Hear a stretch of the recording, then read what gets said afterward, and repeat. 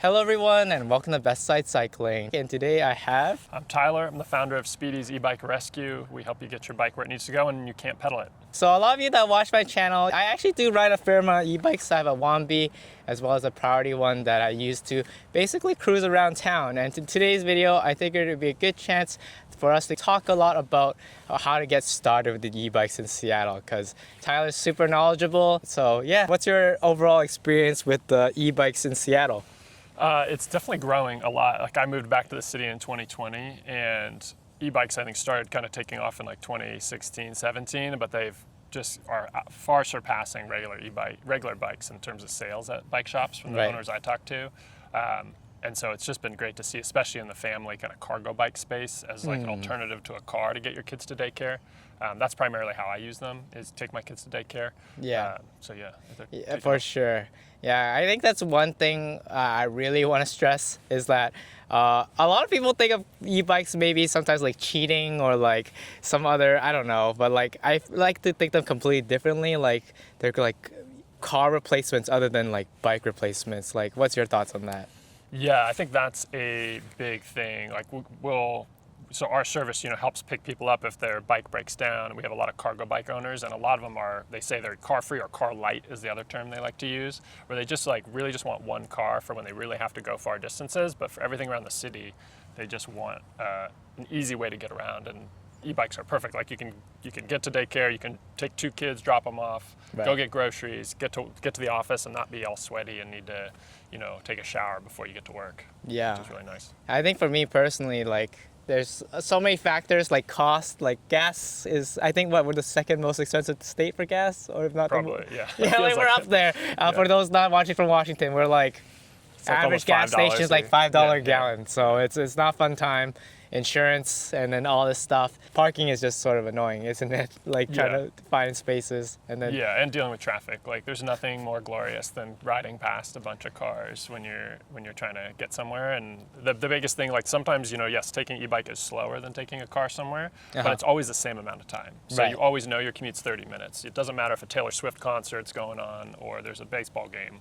You know you'll get there at the same time. So what do you think would be the biggest blockers for people like getting into e-bikes? I guess both of us can answer that question. Yeah, I think from my perspective, it would be one is like a lot of people who are buying an e-bike for the first time they're not like a regular bike commuter. It's more about like rediscovering that love for cycling or that knowledge of cycling that they learned when they were a kid. And so I think that's kind of that's a hurdle that people have to take.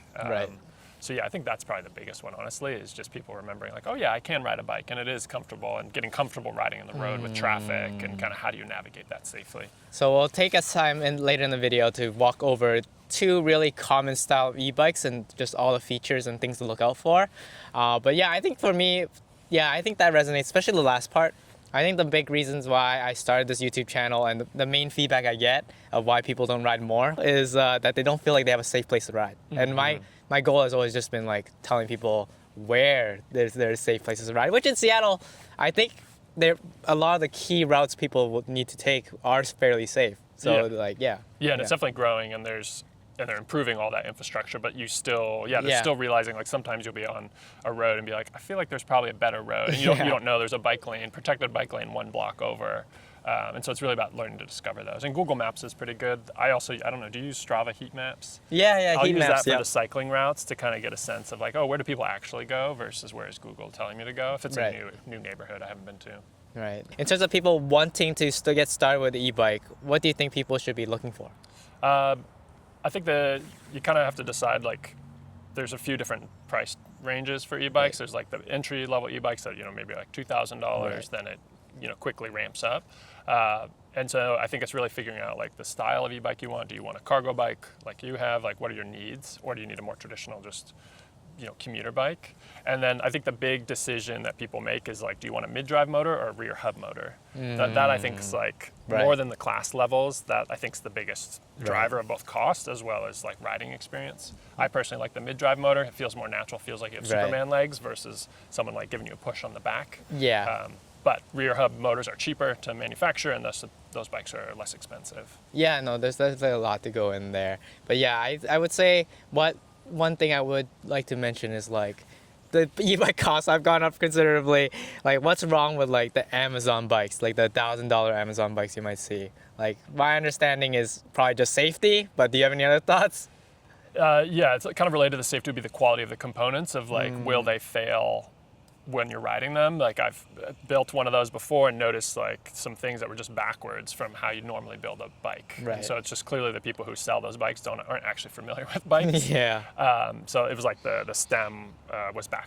installed backwards, which is just like, well, you shouldn't ride a bike like that. Yeah. But then the biggest thing related to that is like repair. Like you need to repair Right. a bike. You want, at least I want things, and I buy things that I can fix and repair and make better. And those bikes you just can't repair locally. You know, Right. most bike shops don't have the components, can't get components. Yeah.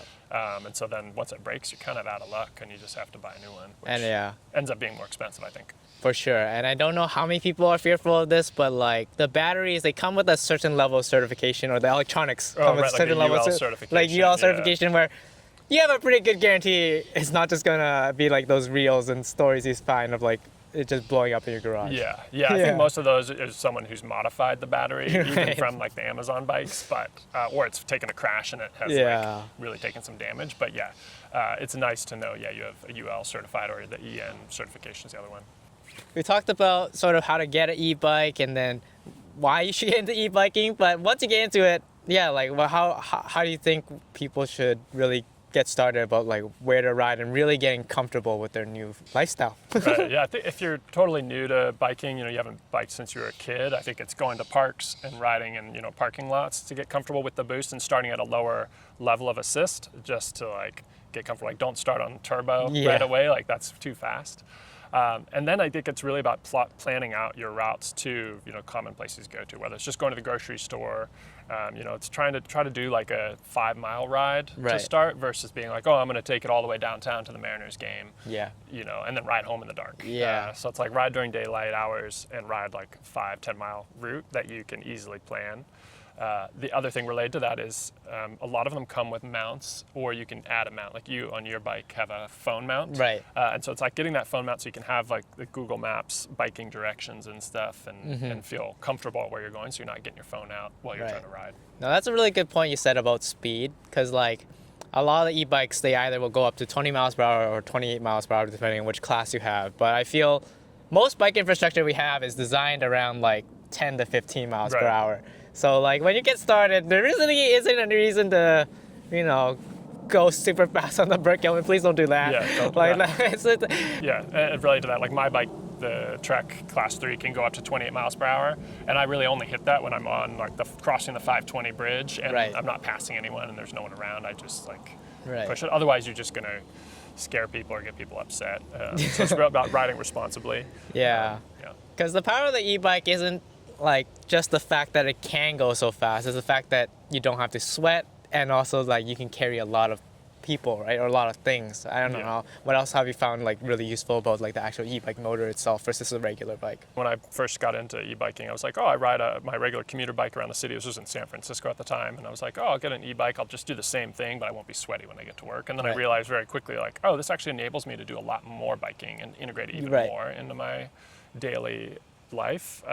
And so it's like, oh yeah, I can go to the doctor's appointment or somewhere else where normally I wouldn't bike to. Yeah, I think for me, like as someone that does both recreational cycling and like a road cycling or gravel biking or whatever, and my e-bike, it's like my mind just shifts completely. Like when I'm like on the e-bike, they typically have a more upright position, and it's just, I don't know, I'm just thinking about getting there and back, and it's like relaxed. I'm usually like in street clothes, and Yeah. it's just a completely different type of mentality, I think. Right, yeah, you're not putting, your your your spandex on or and your anything. chamois and You're just everything. sort of Just, yeah. living life. Like I'm just there to get stuff or Yeah. like go deliver something. What do you think are some top safety tips for e-bikers? Not going too fast on trails, Okay. on multi-use trails. Yes. I think Kids that's a and big dogs one. are the most dangerous thing that Yeah. you can encounter on a trail, be very and careful. yourself. So yeah, don't go too fast. One thing I noticed kind of earlier on as e-bikes were becoming popular was that cars were really bad at judging your speed as you approached. And so I had that's a a great couple one. of close encounters where a car is waiting on an arterial to like pull out and make a left, Yeah. and I'm coming towards them at 20 miles an hour, which Right. they are used to seeing a car or a biker coming at 10 to 15, Yeah. like you're saying, and so I'd have them pull out and then realize very quickly like, oh shoot, that cyclist is going a lot faster than I thought. So it's not ill will or anything. It's just they're used to bikers going slower. Right. I think that's changing actually. I haven't personally had that experience as Okay. much anymore. I think because e-bikes are more common, but that's Yeah. just something to keep in mind that other road users may Right. think you're going slower than you actually are. And then especially as we were approaching in the winter months, like having proper lights. A Right. lot of them have integrated lights, but the less expensive e-bikes, the lights are not very good. So Right. I get like bigger, brighter lights that blink. Wear a helmet. Yeah. I don't know. Speaking of Yeah, what do you helmets, think? yeah, Yeah. like there's a lot of e-bike helmets dedicated nowadays. They're usually like a little bit thicker, but the features I really like from a helmet is like honestly what he said is this is more of a Seattle thing than it is an e-bike thing, but I do like for commuting having the helmets with lights on them. yeah. Either integrated like a smart helmet like this or just like rigging up your own thing is fine too, but I think like a higher visibility light point to me anecdotally I feel like drivers respond better to that. I Yeah. don't know, it's just more in their sight lines. Yeah. Yeah, I yeah. agree with that. And some of them come with a visor, which I really like in the cold months because the cold wind actually does irritate my eyes after a while.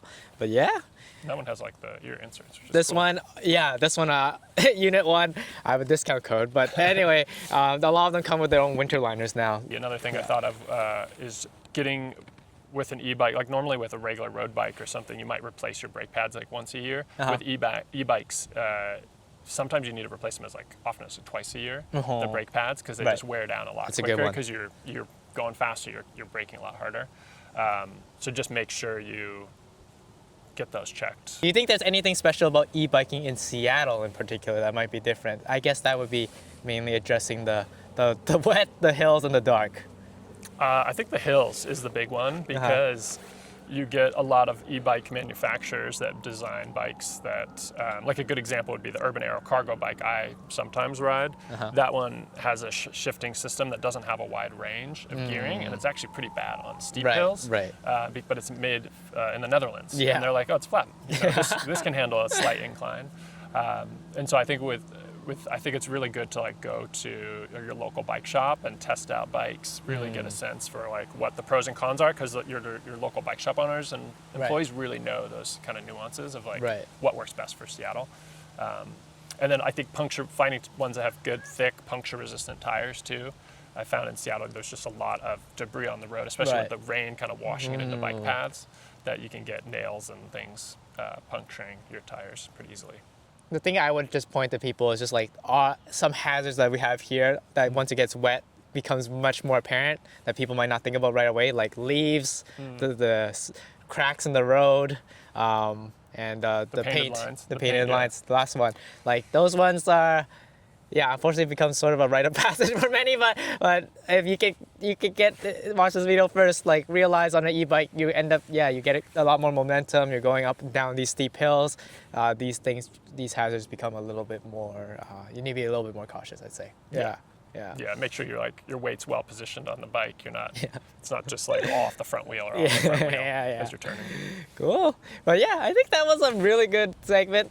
Okay, so now we're gonna have Tyler sort of walk through these two e-bikes that we've brought here today about sort of what they are. So this is a Trek.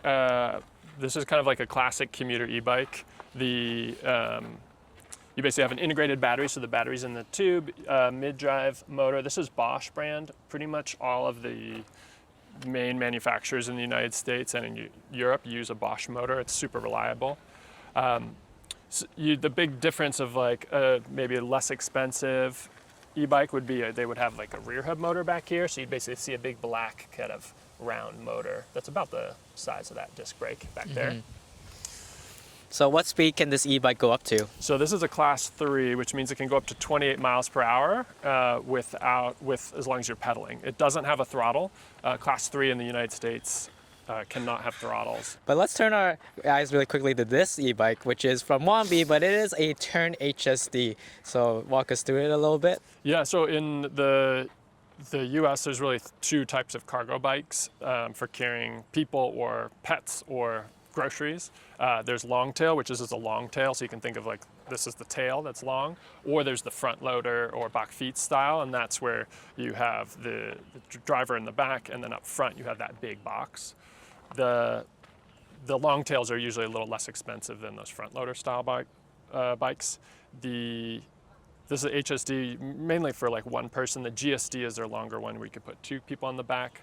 This one's also a mid-drive with Bosch, but instead of having the integrated battery, this one has the kind of batteries that pop out. This is the like power pack, so you can actually remove this. Although, Henrik, I don't know if you can take this off with the seat. Yeah. Do you just leave it on? Yeah, well, I just leave it on. Okay. They have a nice charging port that's also just right here, which is a common feature for even with non-integrated batteries.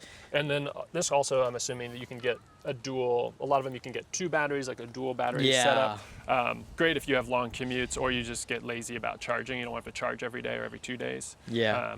And if you live like, let's say you go to the office and you want to charge your bike midday, it's good to have the kind with a removable battery, because then you can pop this off and just bring it to your desk to charge. And then another interesting feature about this e-bike, and that can appear on e-bikes commonly, is a belt drive.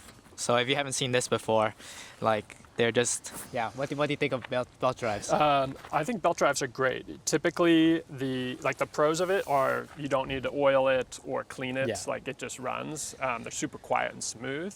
You can get, I think they say, I want to say it's like 10,000 miles of riding before you need to repair. We had to pick up a customer whose belt had snapped, but he had gotten, I think it was 50,000 miles on his cargo bike with the belt drive. Usually the belt drive means the gearing is going to be a little more limited, so you won't be able to have quite the range for like super steep hills, whereas the Trek just has more traditional derailleur and chain drive. And you can see it has a pretty big, it's an 8-speed, it has a pretty big range. Right. But again, with a motor, you don't need, range is not as important on your gearing, because with the e-bike assist you can get up most hills. Right. So I guess that just poses an interesting question. Like, these are very 2 specific bikes of e-bikes, but like in terms of the general form factor, what would be the sort of decisions you'd be thinking about, or like things you'd be thinking about for someone that wants an e-bike that doesn't know if they want a cargo bike or a commuter bike?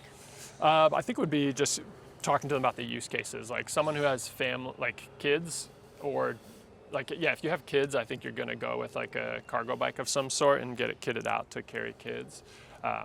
If you don't have kids, I think a more traditional bike is probably going to work, unless you really do plan to be like, oh, this is going to be a car replacement, and in that case, I need it to be able to go get groceries. I need to be able to go to Costco and like to actually carry a fair amount of stuff.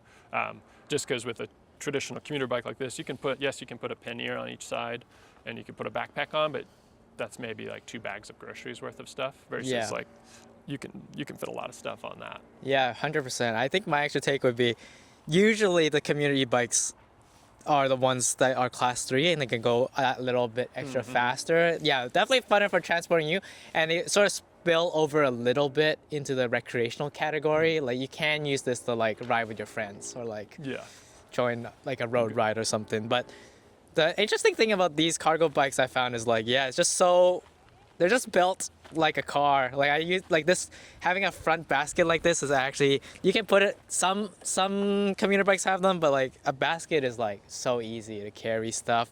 And usually these bikes are more comfortable, like they come with stuff like front shocks and stuff, or it's like suspension, locks. Right? Integrated locks. The locks are more integrated. The convenience factor seems to be upgraded a lot with cargo bikes. Totally. That might not be as apparent with some commuter bikes all the time. Definitely leave any comments or questions below in regards to just e-bikes in general. We'll try to get to them. And if you got this far in the video, I want to see more like it, definitely roll over the like button, comment, and subscribe.